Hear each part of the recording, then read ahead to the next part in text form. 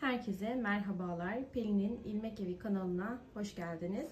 Bugün sizinle bu güzel çantanın yapılışını paylaşacağım. Yapılışı oldukça basit bir çanta. 8 motiften oluşuyor gördüğünüz gibi. Bir önceki videomda motiflerin nasıl yapılacağını anlattım zaten. Bu çantayı ben koton iplerle yaptım. Siz dilerseniz daha tok durmasını isterseniz 2 kat koton ip kullanarak yapabilirsiniz.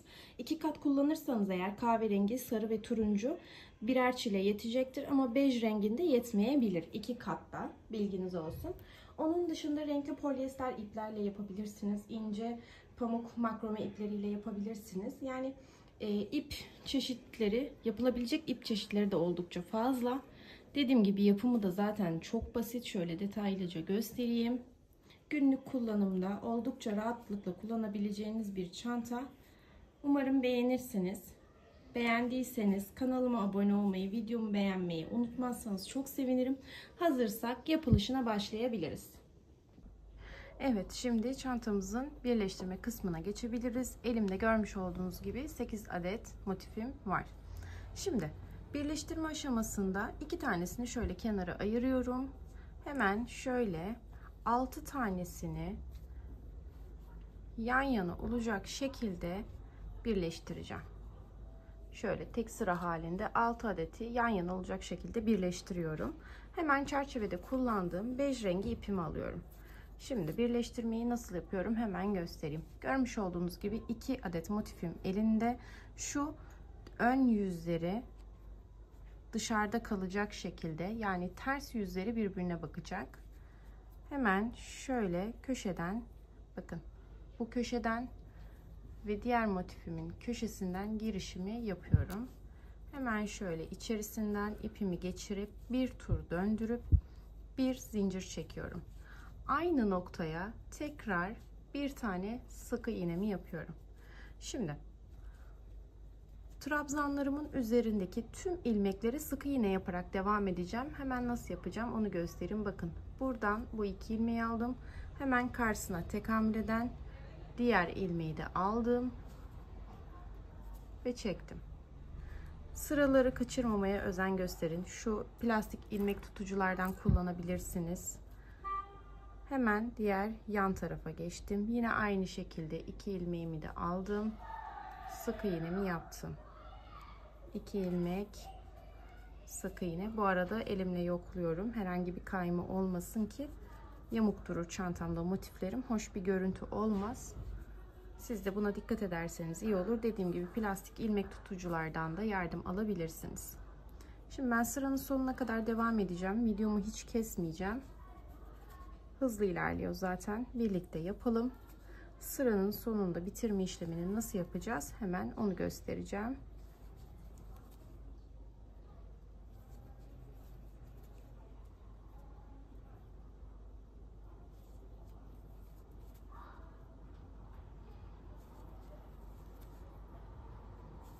Evet, neredeyse sıramın sonuna kadar geldim. Sık sık da kontrol ediyorum herhangi bir kayma vesaire var mı diye.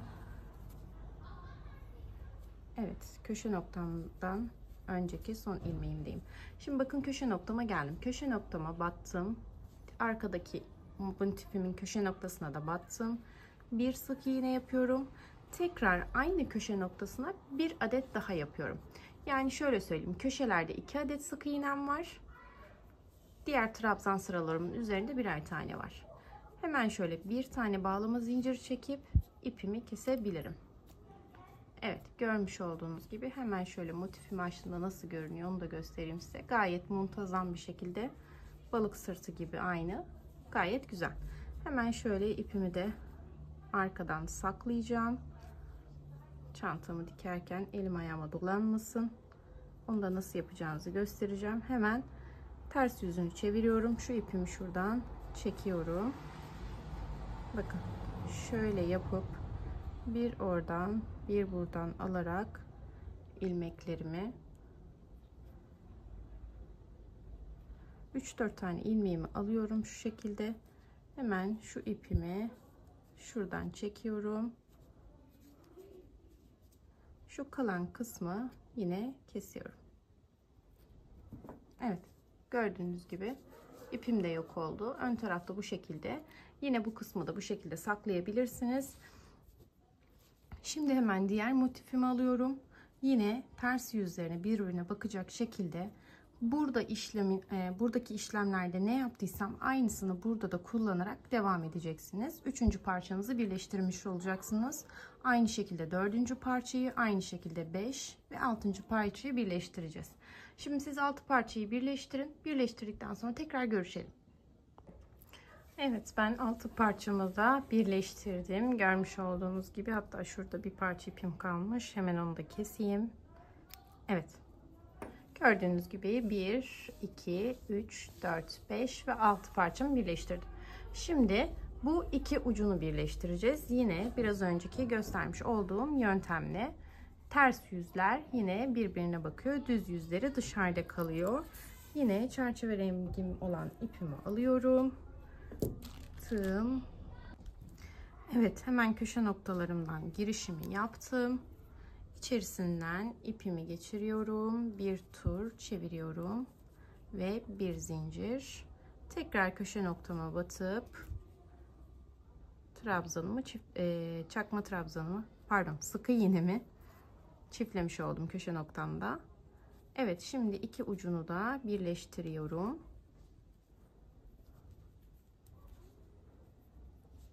Şöyle kontrol edeyim. Herhangi bir kayma olmasın.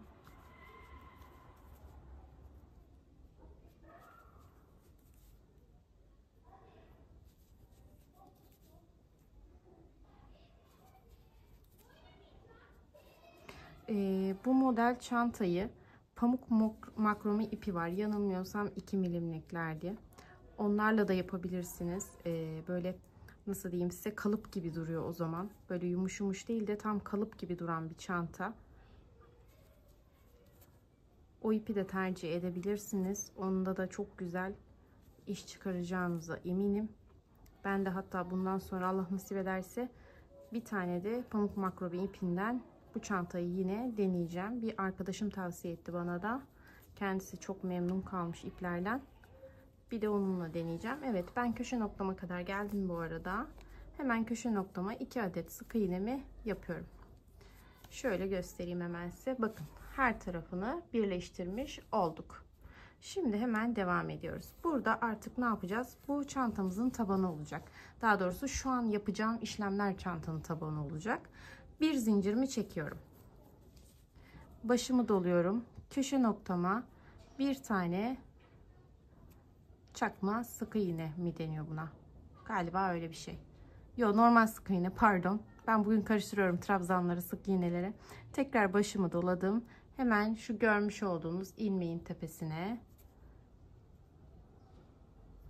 bu şekilde sırasıyla her ilmek tepesine çakma trabzanlarımı yapıyorum.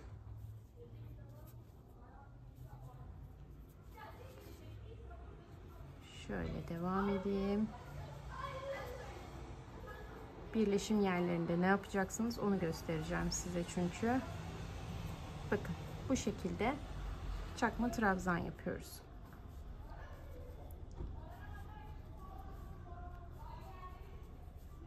Bütün ilmeklerin tepesine yapıyorum bunu.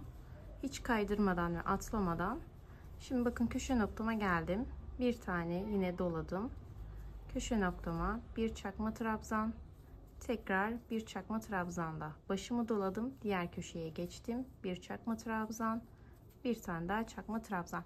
Yani normal ilmek tepelerine bir adet çakma trabzan yapmış oldum. Köşe noktalarıma ikişer tane yapmış oldum. Bu şekilde devam edelim. İlmek tepelerine bir adet, köşe noktalarına 2 adet çakma trabzan olacak şekilde başladığımız noktaya kadar gelelim. Başladığımız noktada tekrar buluşalım. Evet, neredeyse başladığım noktaya kadar geldim. Hemen şöyle köşe noktama 2 adet çakma trabzanımı yapıyorum. Şimdi bakın, burada ne yapacağız? Burada ilk başlarken köşe noktamıza bir adet çakma trabzan yapmıştık. Başımı doladım. Aynı yere, yani ilk başladığım köşe noktasına bir adet daha çakma trabzan yapıyorum ve başlarken şuraya bir zincir çekmiştik. Onun bakın tepe noktasına batıyorum. İçerisinden ilmeğimi çıkarıp kaydırmamı yapıyorum. Tekrar şöyle hafif bol bir şekilde bir zincirimi çektim. Başımı doladım. Hemen görmüş olduğunuz gibi yine yan ilmeklerin tepesine çakma trabzanlarımı devam ediyorum. Sıramın sonuna kadar. Alt sırada köşe noktalarına ikişer tane yapmıştık. Burada artık bu sırayı tamamladığımız için burada artık ikişer tane yapmamıza gerektiren hiçbir durum kalmadı. Tamamen ortadan kalktı. Başladığınız noktaya kadar artık her ilmek tepesinde birer çakma trabzan yaparak devam edeceksiniz. Başladığınız noktaya tekrar geldiğinizde yine ilk bir adet çektiğimiz zincirin tepesine batarak biraz önceki gösterdiğim yöntemle kaydırma yapıp 3. sıraya geçeceksiniz. 3. sıraya geçerken yine muhakkak bir zincirinizi de çekmeyi unutmayın sakın. Bu şekilde yaparak şu an 1. sırayı yaptık. 2. sıradayız. Ben ortalama 6-7 sıra çakma trabzanımı yapacağım. Ondan sonra tabanını artık sizinle birlikte dikeceğiz. Daha doğrusu tığlı da yapabilirsiniz. Şimdi bu işlemi 6-7 sırada kadar yapalım. Bitirdikten sonra bu sırayı kapatmadan tekrar görüşelim. Evet, çantamızın tabanını bitirmiş olduk. Bitirirken ne yaptım? İlk başlarken çekmiş olduğum bir zincirin tepesine battım. Kaydırmamı yaptım. Bir bağlama zincir çekip ipimi kestim. Kenara ayırmış olduğum iki motifi de buradaki yöntemin aynısını kullanarak birleştirdim. Şimdi ne yapıyoruz? Hemen göstereyim. Şöyle bakayım. Ne tarafıydı o? Bir yerde bir sıkıntım vardı. Tamam. Onu şuraya alayım. Gözükmesin. Şöyle 2 tane motif ortada, 2 yarım da kenarda kalacak şekilde yerleştiriyoruz. Hemen şu plastik tutucularımdan destek alacağım. Şimdi şurada görmüş olduğunuz birleştirme çizgisi var. Hemen onu baz alarak şöyle ucuna gelen zincir ilmeğime tutucumu takıyorum. Bu şekilde bakın aynı hizada takmış oldum. Tekrar yine şuraya takıyorum. Bakıyorum. Şuraya denk geliyor. Hemen bunu da takıyorum. Bir de diğer yandakine takacağım. Onu da bakıyorum nereye denk geliyor. Şuraya denk geliyormuş.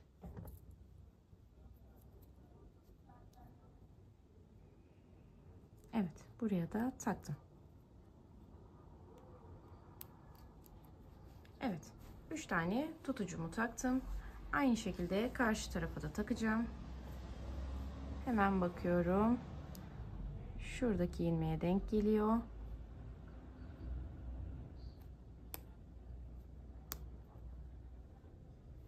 Tekrar bir bakayım. İlmeği kaçırdım çünkü. Evet, şuna denk geliyormuş.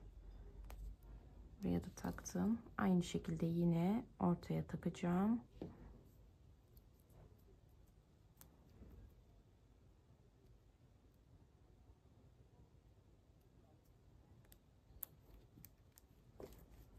Diğer çizgime bakıyorum. Şurasıymış.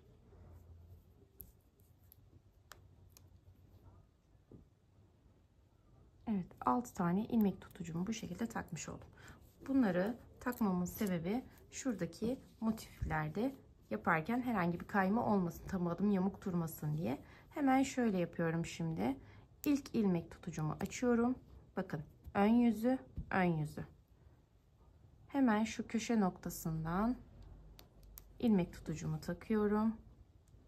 Aynı şekilde bunu da tam ortasından taktım. Diğerini de aynı şekilde köşe noktasını taktım ki herhangi bir yamukluk olmasın diye. Şimdi hemen birleştirme işlemine geçebiliriz.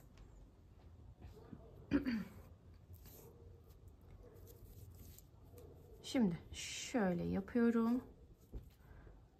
Motifimdeki köşe noktamı baz alıyorum. Bir de ilmek tutucuda bulunan ilmeğimi alıyorum hemen. Şu ilmek tutucudan kurtulalım. Elimize ayağımıza dolanmasın.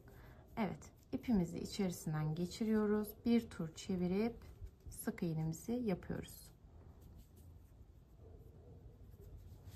Şimdi hemen yanındaki ilmeklere sık iğne, pardon, burada sık iğne değil, alt taban olduğu için kaydırma yapacağız. Bir tane köşe noktamıza sık iğnemizi yaptıktan sonra hemen yan ilmeğe geçiyoruz. Şu an 2 ilmeğim var, bakın. Bu tabanı yaparken kaydırma yöntemi yapacağız. Bu yaptığım tekniğe kaydırma yöntemi deniyor. Tekrar göstereyim. Hemen yandaki ilmeklere giriyorum. 2 ilmeğim var. Birini diğerinin içerisinden geçiriyorum. Diğer ilmeklerime geçirdim. Diğer ilmeklerime battım ve birini diğerinin içinden geçirerek, yani kaydırma yöntemini kullanarak ilmeklerimi tamamlayacağım. Sıramın sonuna kadar yapacağım bunu. Hemen ben şurayı çok kısaca göstereyim. Sonra nasıl ilerleyeceksiniz onu anlatacağım size. Hem videoyu uzun tutmak istemiyorum, hem sizi sıkmak istemiyorum.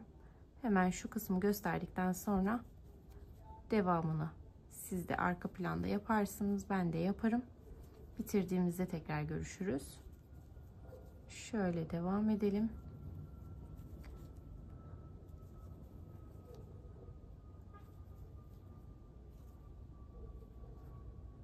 Sıramın sonuna kadar geldim zaten neredeyse. Evet, köşe noktasında normalde 2 tane sık iğne yapıyorduk. Burada yine köşe noktama bulunan yere batıyorum. Karşısına tekabül eden ilmeğe batıyorum. Yine kaydırma yapıyorum. Tabanı yaparken köşe noktalarımıza 2'şer tane işlem yapmayacağız. Bir tane işlem yapacağız. Çünkü şurada bakın orta çizgimiz var ya. Buraya bir işlem yapacağız. Orta noktama battım. Karşısına tekabül eden ilmeğime battım. Kaydırmamı yaptım. Şimdi şurada bakın köşe noktam var. Şu ipi alayım şöyle. Hemen yine karşısındaki tekabül eden ilmeğe battım. Kaydırmamı yaptım. Ve sırayla yine yan kısımlara devam edeceğim. Ta ki şuradaki plastik tutucuma kadar. Evet, devam edelim şöyle.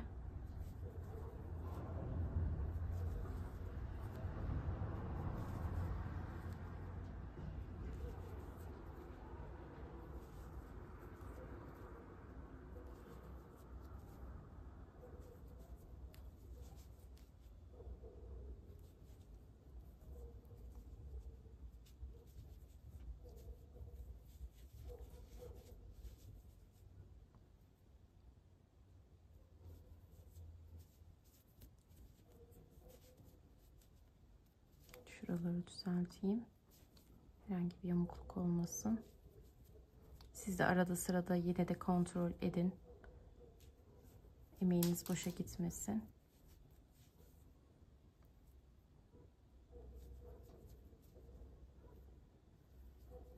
Evet, köşe noktama kadar geldim şu anda. Şimdi köşe noktama batıyorum. İlmek tutucumun bulunduğu yere batıyorum. Yine kaydırmamı yapıyorum ve ilmek tutucumu artık çıkarıyorum. Şimdi bakın bu tarafı bu şekilde artık birleştirmiş olduk. Şurayı hemen keseyim, göze batmasın. Evet. Şimdi devam edelim. Biraz önce ilmek tutucularımızı takmıştık. Hemen şuraya diğer köşeyi takacağım. Şunu ters takmışım, çevireyim. Evet, şimdi bu köşeyi takıyorum. Örgüyü hazırlamak amacıyla orta alana ve bunu da diğer köşeme takıyorum. Evet, bakın çantanın tabanını bu şekilde örgüye hazırlamış oldum. Hemen şöyle ilmeğimi alayım.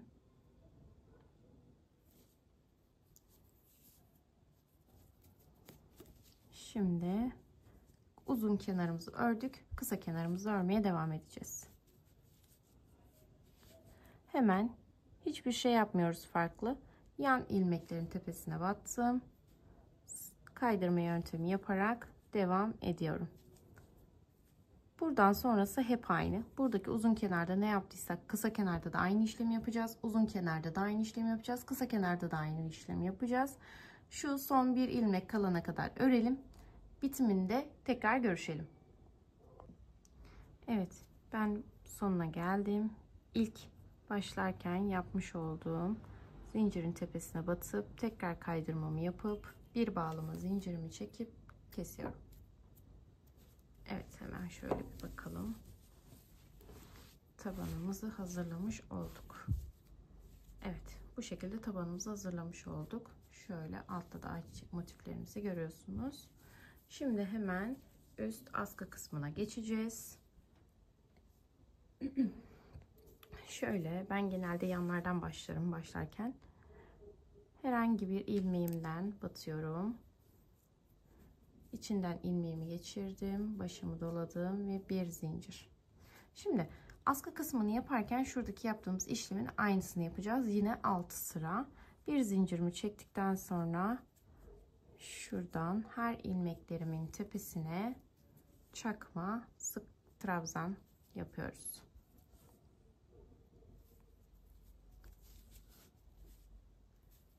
Bu şekilde devam edelim.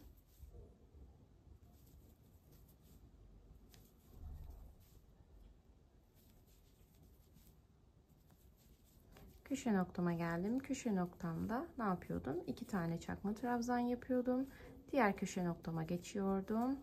Tekrar köşe noktasına 2 çakma trabzan yapıp normal sırası gelen ilmek tepesine de birer adet çakma trabzan yaparak devam ediyordum. Dediğim gibi şu kısımdaki yaptığım işlemin aslında aynısını yine 6 sıra olacak şekilde yapacağız. Sıranın sonuna geldiğinizde şu ilk başta çekmiş olduğumuz bir zincirin tepesine batıp kaydırmayı yapıyorsunuz. Bir zincir çekip üst kata çıkıp yine çakma trabzanlarla devam ediyorsunuz. Dediğim gibi buradaki işlemin aynısı, yine 6 sıra olacak şekilde yapalım. Bitirdikten sonra tekrar görüşelim. Evet, 6. sıramızın sonuna geldik. İlk başlarken çektiğim bir zincirin tepesine çekip kaydırmamı yapıyorum ve bir zincirimi çekiyorum. Şimdi çantamızı şöyle bir döndürelim. Şimdi sap kısımlarını ayarlayacağız. Şöyle gördüğünüz gibi koydum.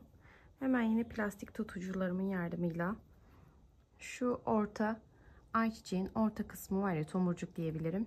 Hemen onu baz alarak şöyle onun hizasına denk gelen yere askımı yapacağım.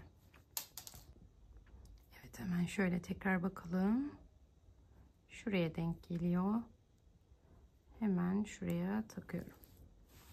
Şimdi diğer tarafa bakıyorum. Yine aynı hizayı baz alacağım. Şöyle göstereyim. Bakın şöyle. Hemen şu ilmeğime de takıyorum.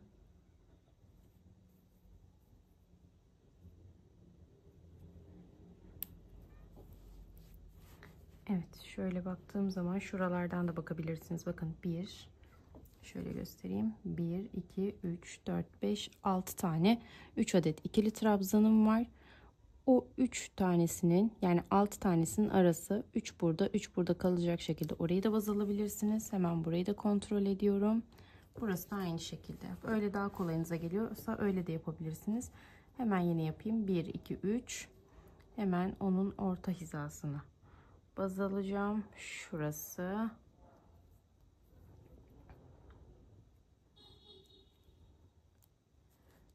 Diğerine de aynı şekilde yapacağım. 1, 2, 3. Şurasıymış. Evet, sap kısımlarımı ayarladım. Şöyle baktığımda evet, gayet muntazam. Şimdi kaldığımız yerden devam edelim. Bir zincirimizi çekmiştik zaten. Hemen şöyle yine bütün ilmek tepelerime batarak ilerleyeceğim. Çakma trabzanlarla. Alt sırada yaptığım işlemin aynısını yapıyorum bu esnada.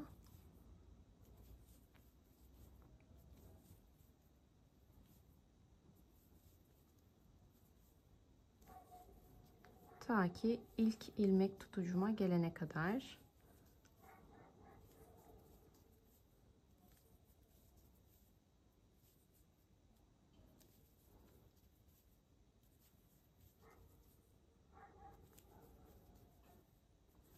Evet, neredeyse geldim sayılır.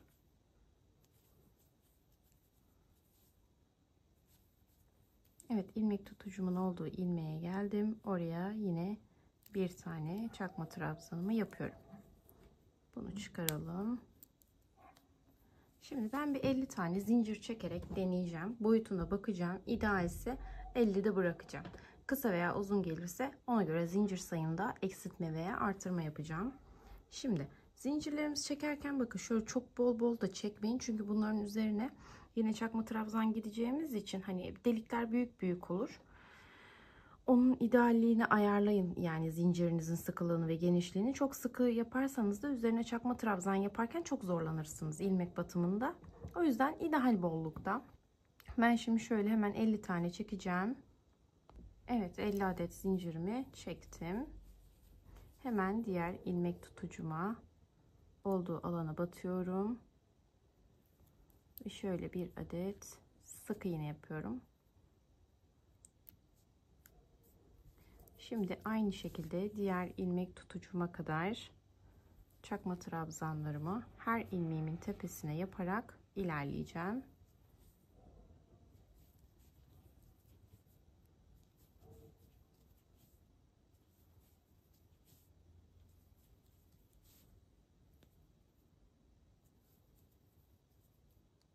Evet, diğer ilmek tutucuma geldim. Hemen bulunduğu alana bir çakma trabzanımı yapıp tutucumu çıkarıyorum. Yine 50 adet zincirimi çek.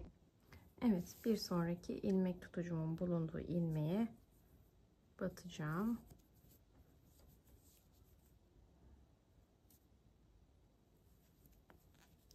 Sık iğnemi yaptım. Şimdi başımı dolayıp yine sırasıyla tüm ilmek tepelerine çakma trabzanla devam ediyorum. Şöyle göstereyim yine. Bakın. İki sapımı da yapmış oldum. Şimdi şu diğer çanta sapımıza 1-2 ilmek gelene kadar yapalım. Şurada kaydırma yapıp bir zincir çekip üst sıraya çıkmayı unutmadan. Şurada dediğim gibi 1-2 ilmek kalana kadar yapalım. Sonra tekrar görüşelim. Evet, ben askımın olduğu kısma kadar geldim. Şimdi burada ne yapıyorum? Yine son ilmeğime çakma trabzanımı yapıyorum. Şimdi burada çekmiş olduğumuz 50 zincirin her birine şöyle çakma trabzan yaparak çanta askımın yapımına başlıyorum. Dikkat edin, ilmek kaçırmamaya özen gösterin. Bakın bu şekilde batarak tüm ilmeklere çakma trabzanımı yapıyorum. Bu sırada farklı bir işlem yok. Şimdi yapacağınız işi anlatacağım size. 50 zincirimin hepsine çakma trabzanımı yapıyorum. Aşağı iniyorum. Çakma trabzanlarla devam ediyorum. Bir sonraki çanta sapıma da yine 50 zincirime de çakma trabzanla devam ediyorum. Buralarda yine aynı şekilde zaten. Yine ilk çanta askıma 1-2 ilmek kala tekrar görüşelim. Evet. Ben dediğim yere kadar geldim. Şimdi burada ne yapacağız? Hemen şöyle son ilmeğimin çakma trabzanını da yapayım. Burada bir kesme işlemi yapacağız. Bu kesme işlemini yaparken nasıl yapıyorum? Hemen onu söyleyeceğim size. Burada çanta askımızın ilk ilmeği var ya, onu örmeden diğerini öreceğiz. Şimdi şu tabandaki son ilmeğimizi alıyoruz. Burada çakma trabzan yapmıyoruz. Bakın, ipim serbest. Tabandaki son ilmeğime batışımı yaptım. Bir ilmek çıkarttım. Çanta askımın başladığı, şu askının başladığı ilk ilmeği almadan hemen ikincisine batıyorum. Bir ilmek çıkarıyorum. Şu an tığımda 3 ilmeğim var ve üçünü birden çekiyorum. Bakın, orada bir kesme işlemi yapmış oldum. Şimdi başımı dolayıp tekrar çakma trabzanlarıma devam ediyorum. Bu şekilde çakma trabzanlara devam edeceğiz. Şurada 1-2 ilmek kalana kadar devam edelim. Geldiğinizde tekrar görüşelim. Evet, şimdi şöyle devam edeyim.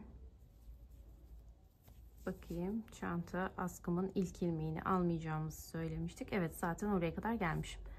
Bakın, şurası çanta askımızın birinci ilmeği, şöyle göstereyim, daha yakından netleştireyim. Bakın şurası çanta askımızın birinci ilmeği.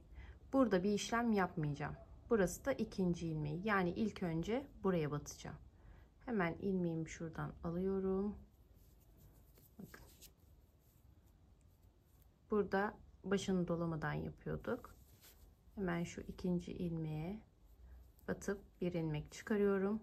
Çanta askımızın birinci ilmeği bu. Bunu boşta bırakıp hemen diğer ilmeğimi geçiş yapıp oradan bir ilmek çıkarıyorum ve 3 ilmeğimi birden çekiyorum.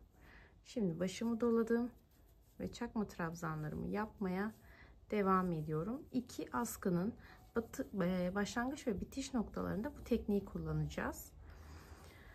Bu sıradan sonra 2 sıra daha böyle çakma trabzan sırası öreceğiz ve yine askılarımızın başlangıç ve bitiş noktalarında bu tekniği kullanacağız.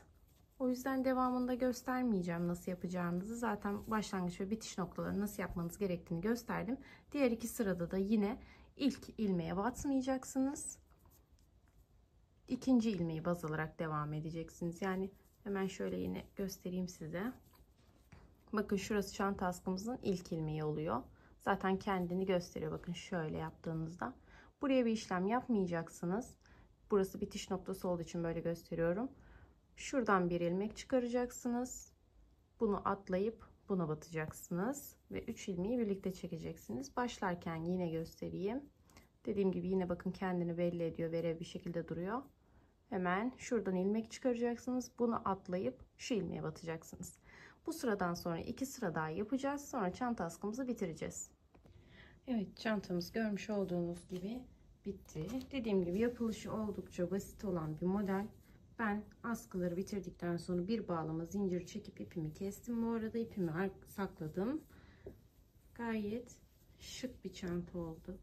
Günlük hayatınızda her alanda kullanabileceğiniz bir çanta. Umarım beğenmişsinizdir. Beğendiyseniz kanalıma abone olmayı, videomu beğenmeyi, yorum atmayı unutmazsanız çok sevinirim. Kendinize iyi bakın. Hoşça kalın.